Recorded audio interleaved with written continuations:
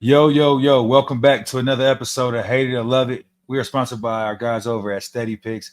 I'm your host, LenDale White, and we are, gathered here today with my dog, my brother, a Tennessee Titan, a Pittsburgh Steeler, a Super Bowl champ. Yeah, that's why he's on this show this week, man, because he know a thing or two about, championship weekend. I have my brother here with me, Nate Washington. What's going on, brother?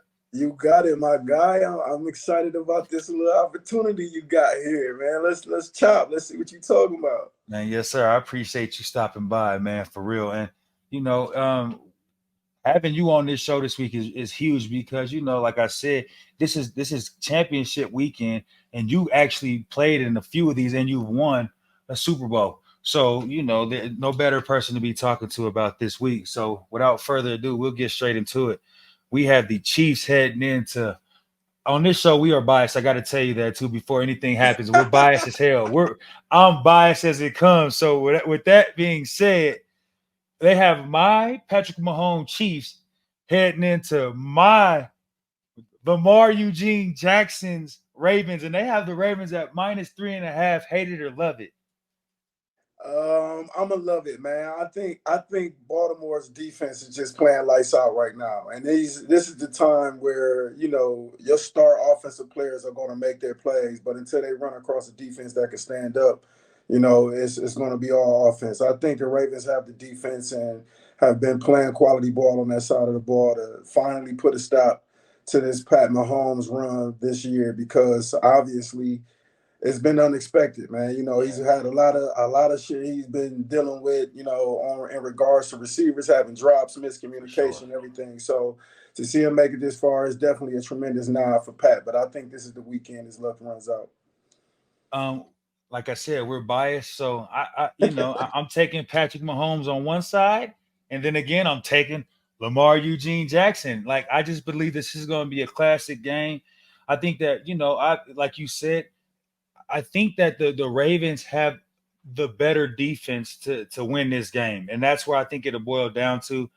And I also believe that when Lamar Eugene Jackson, that is, stood up, a couple years ago in that draft room, and he said, "You're gonna get a Super Bowl out of me. That's what you're gonna get." It's like when these teams had an opportunity to stand up and vouch for him, or have an opportunity to talk to this kid. I've seen 31 other teams go into the tanks. They didn't look, they didn't do nothing, and I know that that sits heavy on him, and it weighs heavy. I believe that he wants to go out there and make a statement, man. So I'm taking Lamar Eugene Jackson. And but I have to also say this on the show that it would not surprise me. It'll behoove me not to say that. It would not surprise me if Patrick Mahomes, or Patrick Eugene again, Mahomes, if he finds a way to win this game. He is Houdini, and there's only one person that I would put above him as far as that quarterback conversation right now, and that's of all time. People can take it how you want to take it. I know he's only played a certain amount of years, but what he's done in 6 years has proved that he's going to play in the AFC Championship game. And he will get you to the Super Bowl. So hey, take it how you take it. But I wouldn't be surprised if Patrick Eugene Mahomey, yeah, finds his way back to another Super Bowl. They have this over under on this game at 44.5 points. Hated to love it.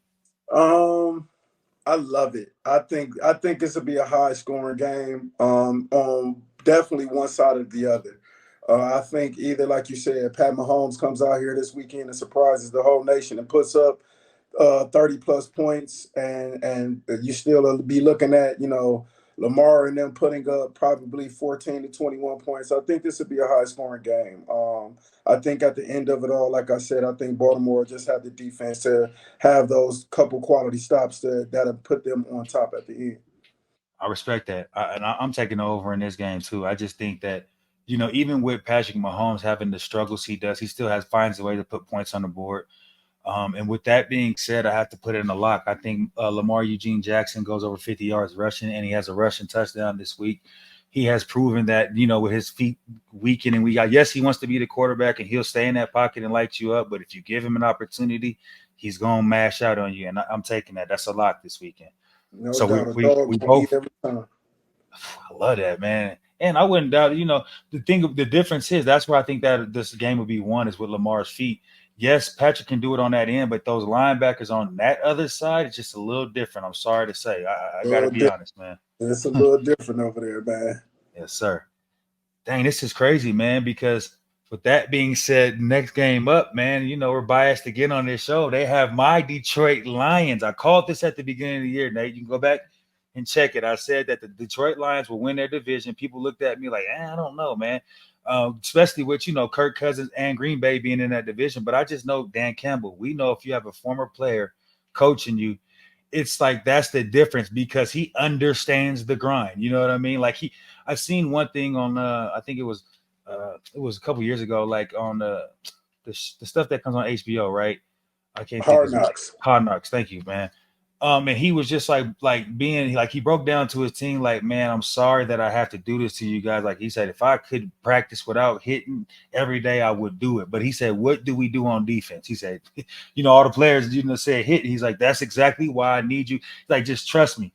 He's like, I sound crazy now, but I guarantee it'll be worth it. And then look up, these boys are playing in, the first NFC championship game in I think 50 something years or 60 something years. It's crazy, man. So I salute Lions though. And with that being said, they still have the Lions heading into the 49ers, and we're still biased because Kyle's my guy. But they have the 49ers they have them fly a touchdown, a whole 7 points. Hate it or love it. I actually hate it. I'm riding with the Lions as well. I'm from Toledo, Ohio, very close to Detroit, and I had the same type of discussions with all of my people from Detroit. They were very skeptical, but still optimistic about having a great season.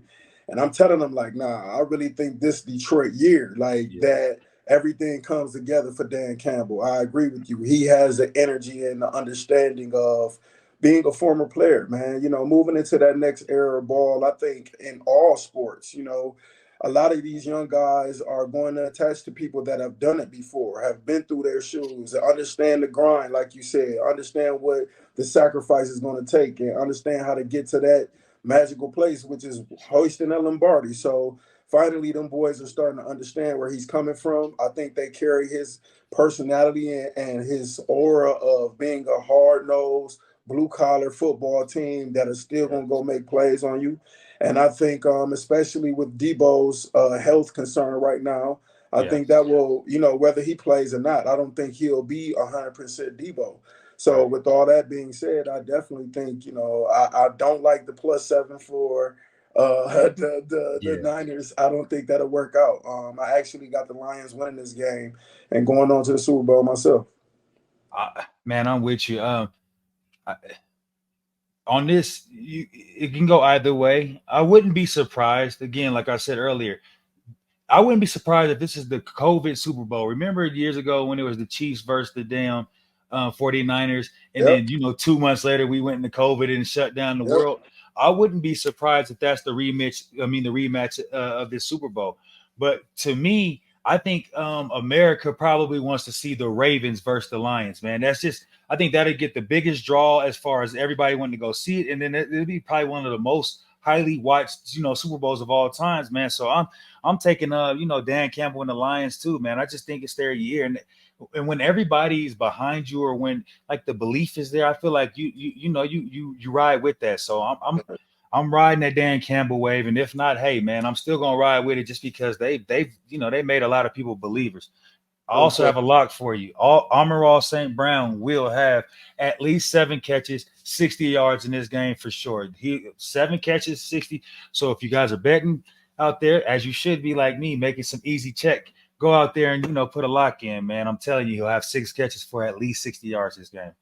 Um, they have the over under for this game at 51 points. Hated to love it. Um, I don't like it. I think this ends up turning to a ground and pound game for both teams.